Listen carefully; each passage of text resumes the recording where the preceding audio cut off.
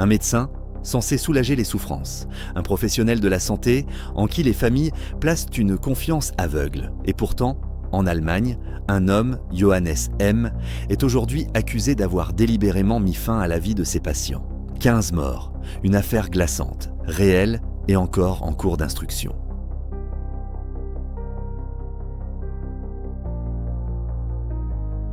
Avant que son nom ne devienne synonyme d'horreur, Johannes M. était un médecin comme les autres. Âgé d'une quarantaine d'années, il exerçait en Hesse, une région d'Allemagne située près de Francfort. Il travaillait dans des unités de soins palliatifs où il était chargé d'accompagner les patients en fin de vie. Ses collègues le décrivaient comme un professionnel discret, méthodique, parfois un peu trop distant. Il ne se faisait pas remarquer.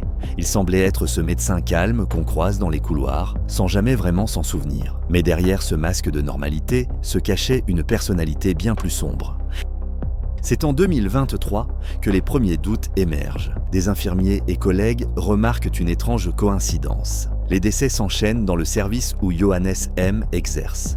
Trop de morts, trop rapprochés, avec un même schéma, arrêt respiratoire brutal. Un patient meurt alors qu'il n'était pas en phase terminale, puis un autre, le tout sans explication médicale convaincante. Les familles posent des questions, les soignants commencent à suspecter quelque chose et certains lancent l'alerte.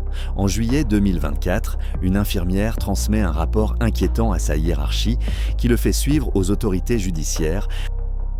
La police ouvre une enquête. Très vite, des éléments troublants apparaissent. Les enquêteurs demandent l'exhumation de plusieurs corps. Résultat, la présence de puissants sédatifs et de relaxants musculaires, notamment du midazolam et du mivacurium, à des doses mortelles. Ces substances ne sont normalement administrées que dans un cadre très précis et sous surveillance. Johannes M. aurait injecté ces produits à des patients sans autorisation, sans prescription claire.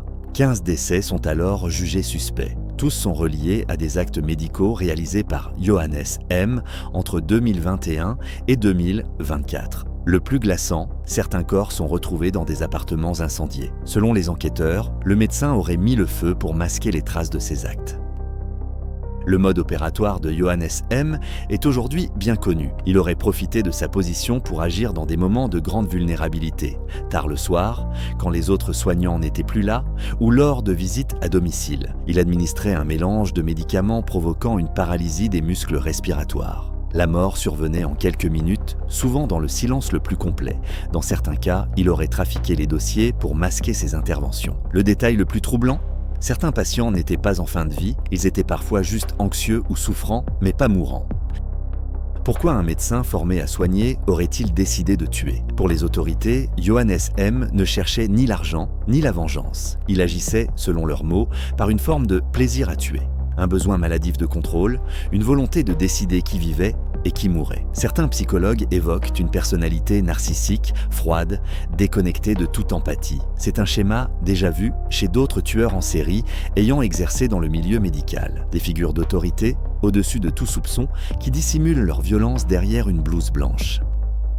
En août 2024, Johannes M. est arrêté à son domicile. Il est immédiatement placé en détention provisoire. Il nie une partie des accusations, mais reconnaît certains gestes qu'il justifie comme étant dans l'intérêt des patients. Le parquet allemand le poursuit pour 15 meurtres. Son procès devrait s'ouvrir courant 2025. Il risque la prison à perpétuité, sans possibilité de libération.